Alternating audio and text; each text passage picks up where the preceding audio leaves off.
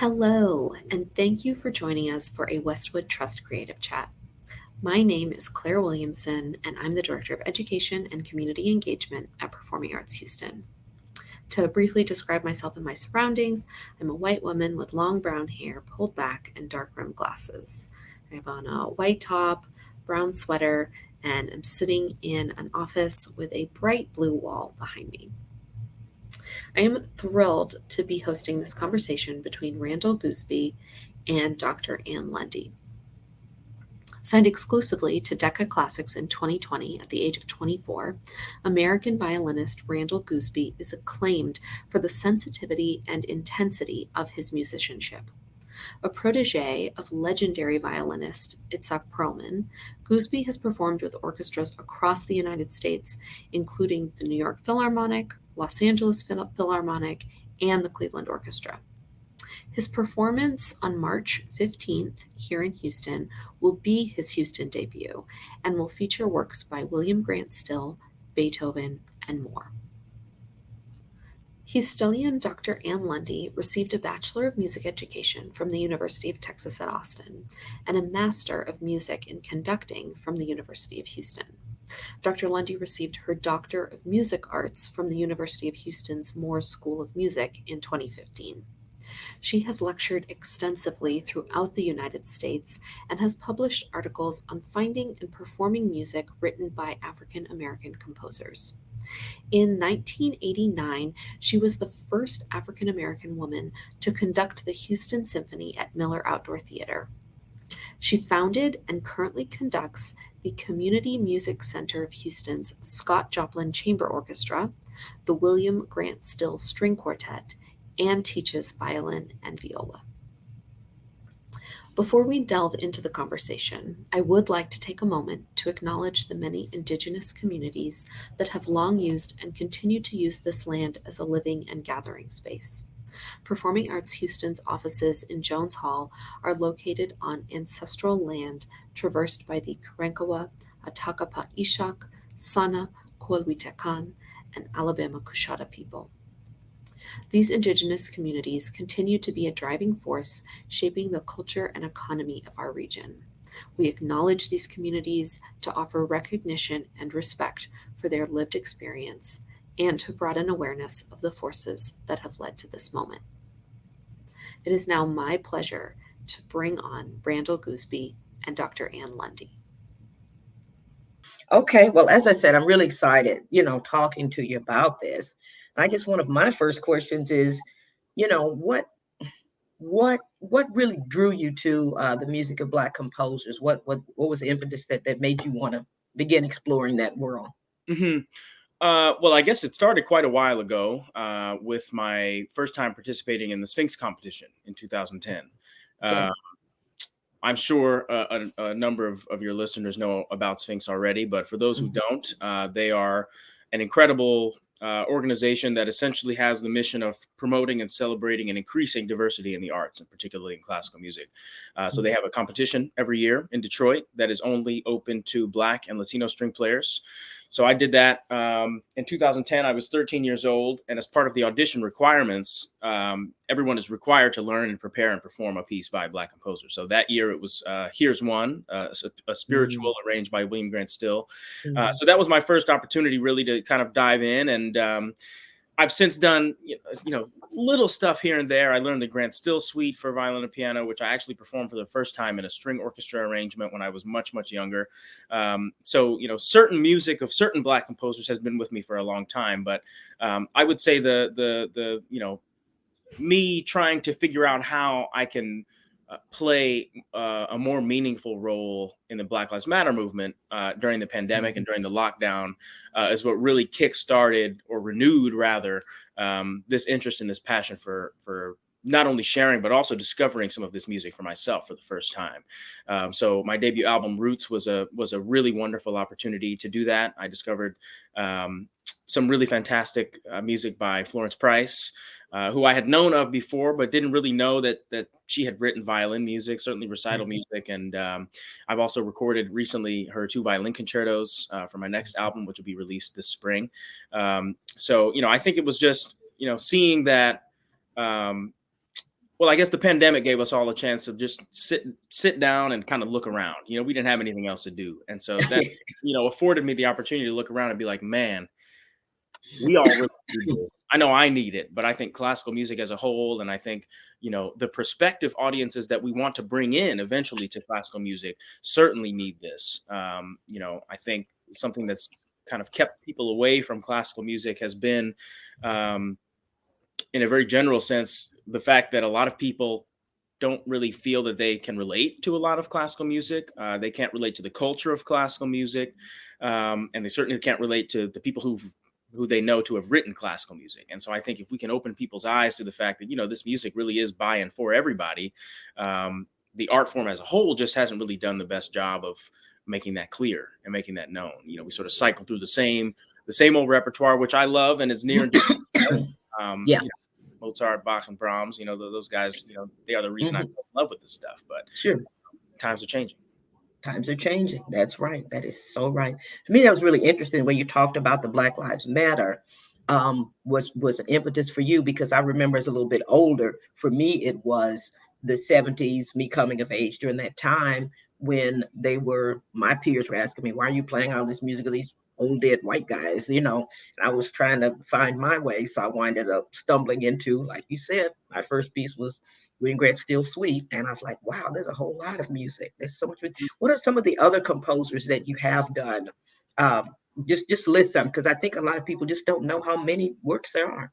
Yeah, absolutely. I mean, there's quite a few, and for me, I feel like I've only just scratched the surface, really.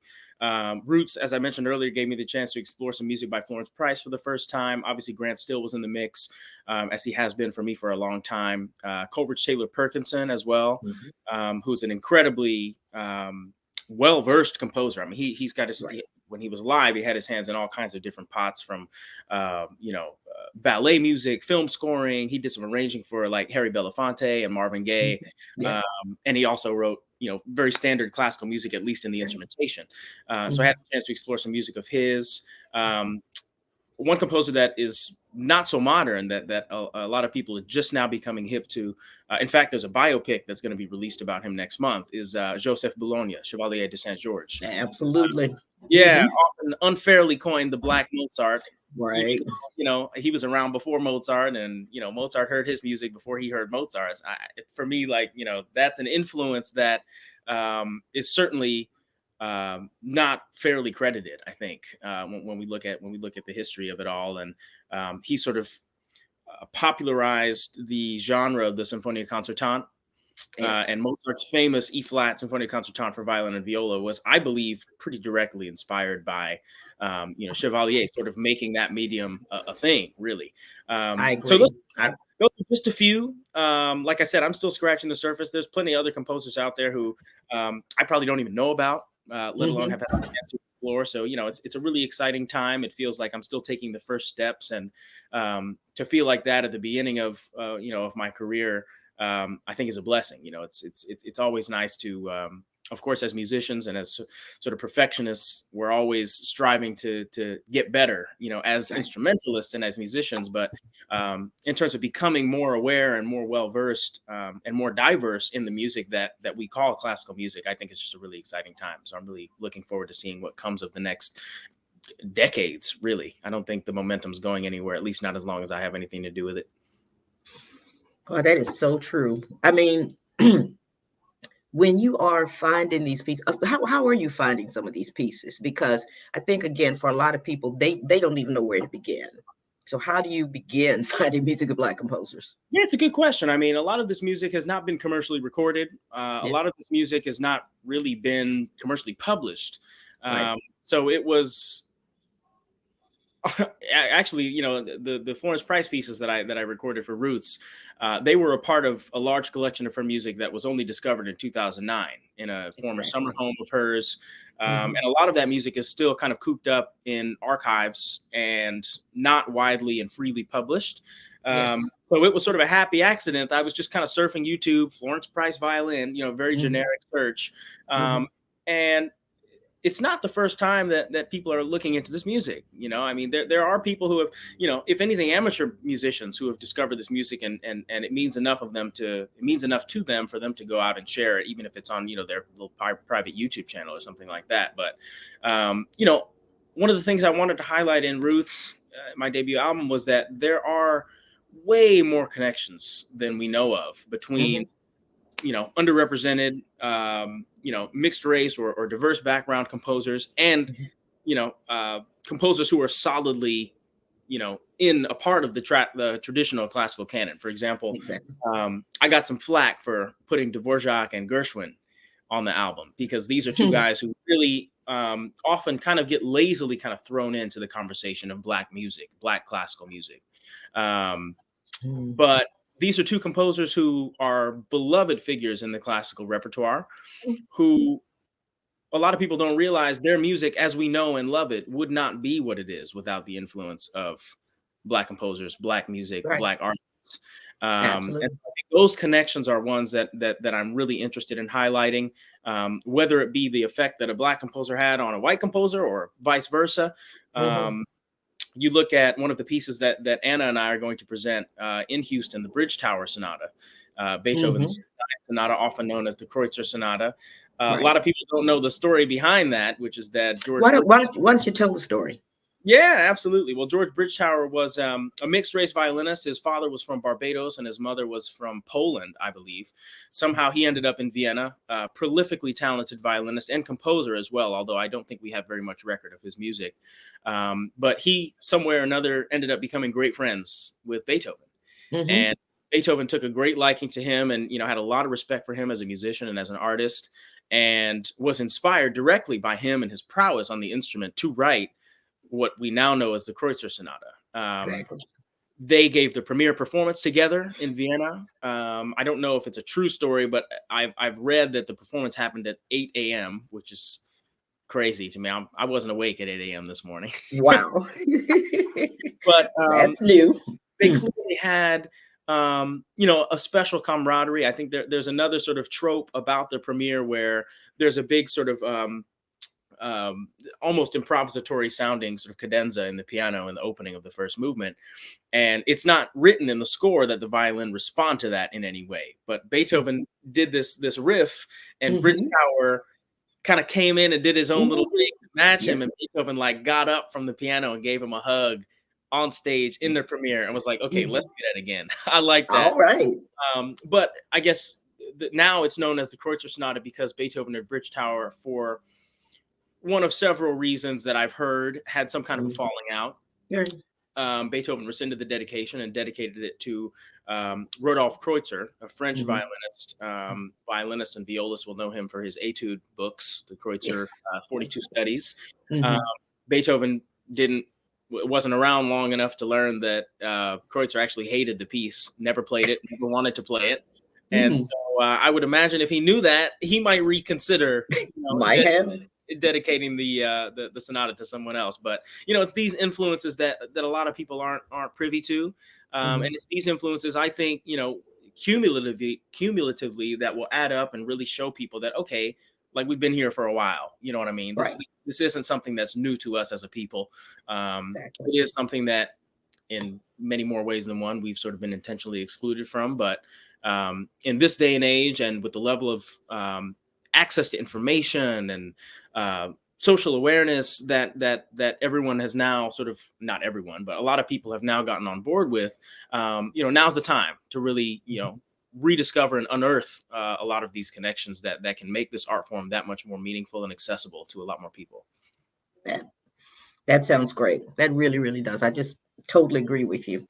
Have you, you'll be out there a little bit, but have you commissioned or considered commissioning new pieces for the violin? Certainly, yeah. We've got some in the works. I don't know if I can say anything about them yet, unfortunately. Okay. But yeah, I haven't really had a whole lot of experience with contemporary music. I'm in a string quartet at the moment, and our cellist actually has composed a brand new quartet for us, which will premiere in New York in April. But aside from that, I haven't commissioned anything new specifically for myself. Certainly, I've played some new music, but it's been kind of a hit or miss experience for me. Some of it some of it I really just don't vibe with, and other things I think are really cool and innovative and draw on the music that we were brought up on in a way that is new and refreshing and exciting. I have a lot of respect for composers, whether I like their music or not, because I have absolutely no no chops for composing whatsoever, with the exception of maybe some cadenzas here and there. But I think in the same way that these guys were, whether you talk about Bridge Tower, you talk about Mozart, you talk about Chevalier de Saint George. I mean, these guys were at some point new composers in their day. Oh, So I think it's just as important that we continue trying to advance what classical music means and is and includes and embodies. It's just as equally important to do that as it is to look back and appreciate and look at old music in a new perspective. I think there's some value to looking at new music from perhaps an old perspective. I don't know. There's something out there for everybody, but I'm certainly in more ways than one, again, just kind of like at the tip of the iceberg right now. So I'm really looking forward to, all of the collaborations, old and new, familiar and unfamiliar, that are yet to come. absolutely. I'm blessed to continue playing in my string quartet too. What a soloist versus chamber music? You want to talk about that for a little bit regarding the Sure. differences and so forth? Yeah, I mean, I think there's a lot of parallels. For me, I get the most satisfaction and joy from playing music with other people. So, if I'm playing with an orchestra, obviously I'm the soloist, but there's 80 other people on stage with me that I can kind of push and pull with and give and take from. And I think that kind of exchange of energy and that exchange of ideas is something that that really means a lot to me. I never view myself as like, some sort of singular entity that's separated from, the orchestra or any type of collaborator for that matter. Obviously, the big difference in playing, a concerto with an orchestra and playing in a string quartet is there's no conductor. Yes. So I think with a smaller chamber ensemble like that, in a way, I feel like there's a little bit more of an evenly distributed sense of responsibility. Right. I think it's even more important to approach the music with a sense of empathy, not only for what the composer was trying to convey, but also to how it is that your collaborators are interpreting that. Because I think one of the magical things about chamber music is that you can have four people, if we're talking about a string quartet, who have probably at least slightly varying ideas of how the music should go, what it should sound like, what it should mean. And it's not about necessarily agreeing on one thing, but it's about knowing and respecting and appreciating what everybody else brings to the table in a way that makes it all come together as one new thing. It doesn't have to be one collective idea even necessarily, but the fact that it is a constant exchanging and back and forth, I think is what makes it so satisfying for me as a player. But I think from the audience's perspective as well, the level of communication and awareness that's necessary for chamber music is really fun to watch and to be a part of. And like I said, I think there's similarities. All of those things exist in an orchestral setting, but it's obviously framed in a bit of a different way. With the soloist front and center, and you've got the conductor as well, bringing everyone together in that way. So I don't know. I enjoy both just about equally, but given that I do mostly solo performance these days, I really appreciate any opportunities I have to play chamber music, whether it be violin, piano, or a slightly larger ensemble. So that really sounds good. It's obviously that you and your pianist really work well. Y'all seem to really mesh well together. And do you want to talk a little bit about is it Zhu Wang? So Ju is my sort of regular collaborative partner. Yes. He and I recorded Roots together, and we've performed extensively together since then for the past several years. But actually, he was not available for this period because he's blowing up and he's doing his thing, as well. So I'm going to be playing with another great friend of mine, Anna Han.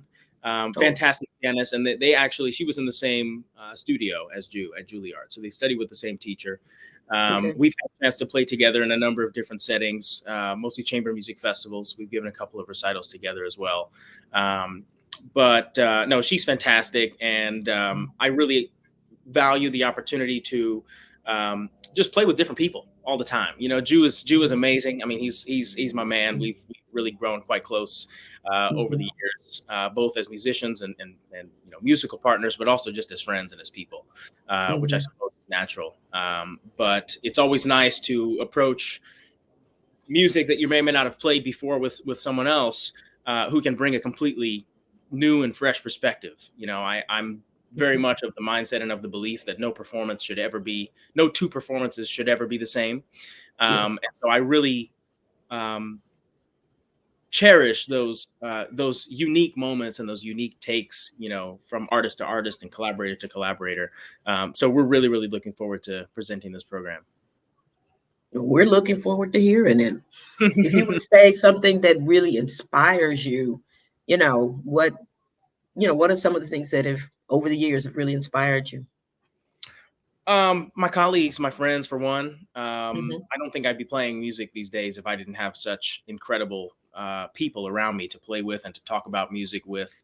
Um, you know, it can be an incredibly kind of solitary lifestyle when you're on the road constantly and in a different city every weekend. So when I do have the chance to be around my people and play together and just kind of hang out, it just kind of reminds me like, oh yeah, this is why I'm here. But that I think inspires me to um, practice for one thing, but it inspires me to kind of constantly keep an open mind and recognize that this is obviously such a subjective art form. So the more that we can open our eyes and ears to how other people perceive and experience the same things that we participate in together, I think the more perspective and the more dimension we'll be able to bring to our own work. But I think in the sense of, I guess, in a more broad, general sense, in terms of my sort of career outlook and what really inspires me to continue doing what I do is the work that I've had a chance to do with young people. Since I participated in the Sphinx competition, I've had the opportunity to go and play and talk with kids in elementary schools, middle schools, high schools, and just kind of typically in communities that don't have access to the resources that kids typically need to be around classical music, let alone pursue it. So going into these communities and having a chance to see that these kids have the same reaction to this music that I did, when I heard it for the first time. And that, there's this whole trope, and it's been going around for a while, especially during the pandemic, about, oh, classical music is dying, like people aren't interested in it anymore. And I'm just like, that's because we've been doing it the same way for hundreds of years. You know what I mean? We've been in the same tiny little population of society for as long as this art form has been around. And it has nothing to do with any sort of inherent disinterest on the part of any given community. It's just that this music isn't put in front of them, Right. in places. And so for me to have had the opportunity to do that and see the response that it invokes in young people, both who've never heard it before, and of course those who are already involved in music, really inspires me. And I think there was a lot of talk about the future of classical music, especially during the pandemic. People talking about diversifying our orchestra personnel and boardrooms and audiences. And I'm just like, okay, the majority of those people are probably not going to be here in 20 years. Like, what's going to happen then? Let's look at the future, the real future. Let's look at the people who have not yet started learning music and have not yet developed an interest in this art form and this industry. And let's build them up, and let's give them the tools to, contribute to this if that's something that they really want to do. But there's no way to do that if they don't have the access and the exposure and the resources. So obviously, that's a big hill to climb, and it's one that we probably won't ever reach the top of, the way that I see it. But as long as there's effort and care being put into our young people in the next generation, I think we'll be okay. Well, that's good to know, because it's one of those things where, for those of us that are a little bit older, we do I do have those concerns. And one of the things that, especially in my community, in the Black community, with the situation where we just don't have the programs right in our community. And so that's one of the reasons why, I'm doing what I'm doing in terms of making sure that these kids can get the better quality, the higher quality, especially the private lessons. Because Absolutely. I mean, it's one of those things where the public schools are great, but those kids need that private teacher. Absolutely. When was your first? You remember your first private teacher when you got started with that? Oh yeah. I started on Suzuki when I was about 7 years old. I'm a Suzuki teacher. Yes. Okay. Yeah. I I started violin because my mother recognized just the very thing you were talking about, which is that, okay, we have general music in public school, but like we don't have the real opportunity to pick up an instrument and learn it seriously. And so she recognized that and was like, okay, since they won't do it, I'll do it. I'll make you play an instrument, but you can choose what I make you play. So I chose violin for no reason at all. I must have seen it on TV or heard it on the radio or something. And yeah, I just fell in love with it. It was love at first sight. I think, violin was to me what, at the end of a school day, instead of coming home and, getting a snack and watching TV or going to play outside, I just throw the case open. I just take it out and play for the rest of the day. So, I made quite a lot of progress in that first year. And, it was really due in large part to the fact that my mom very early on saw that, okay, he's not supposed to be playing this piece yet. Why is he able to do that?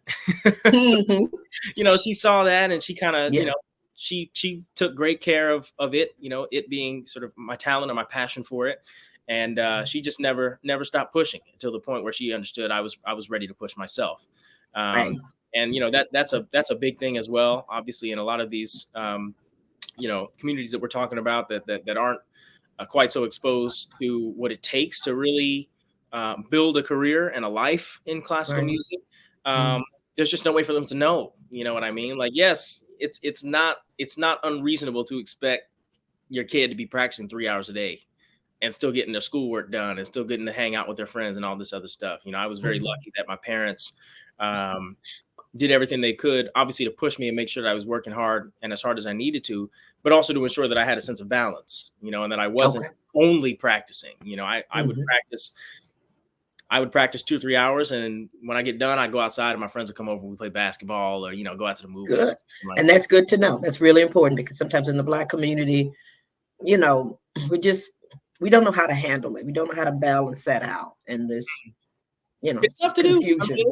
It's not just the Black community either. I mean, I know a lot of friends and colleagues from Juilliard who, they were some of those kids whose parents locked them in a room for 8 hours. Like, you can't come out till you're done practicing. By that point, it's the end of the day, it's bedtime. You know what I mean? So like, I'm very, very fortunate to look back and look at through all the tough times that we've had, trying to make it in music, so to speak, that I had a childhood. I had friends. I was running around and playing and, watching sports and doing all this other stuff that ultimately makes me feel that much more relatable to people. I share a lot of common ground. I think that's part of the reason why kids respond the way they do when I go into these schools. They're like, wow, you're not that much different from me. Exactly. And if some of the current, musical forms, I'll be the last to admit that I know about the rap artists or whatever, but there's a good chance that you know more than I do and you can kind of relate to it, Yeah, absolutely. Talking to kids about what they see on TikTok and, latest songs from the latest, rappers or R&B artists or whatever it is. That's fun for me because the last thing I want to do is build up any sort of wall and make these young people think that there's distance between us in that way. You know what I mean? Yes. I like to think that there's really not that much about me that's like special or different. I just happen to like this, and I did it from a young age, and my parents were there to support me. So that's not a far-fetched concept, I think, for a lot of people, as it might seem. Okay, well, great. Well, I think it's time to wrap it up. So I don't want to go over, the allotted time or whatever. But again, thank you so much. I'm looking forward to hearing you. Hope I get a chance to meet you. And well, either way, whether it's a master class or whether it's just, post-concert, something or other, I really hope to meet you and your kids. Thank you so much, Dr. Lundy, for having me. It's been a real pleasure. Well, I think that is about all we have time for today. Thank you to everyone for joining us virtually, for engaging with us during this conversation, and a huge thank you to our program sponsor, Westwood Trust. Big thanks as well to Randall Goosby for making time to be here with us this afternoon, and thank you to Dr. Lundy for being such a wonderful interviewer. Make sure to save the date for Randall's performance in Houston on March 15th, 7:30 p.m. at Zilkha Hall in the Hobby Center. Tickets are available on our website at performingartshouston.org. We hope to see you then.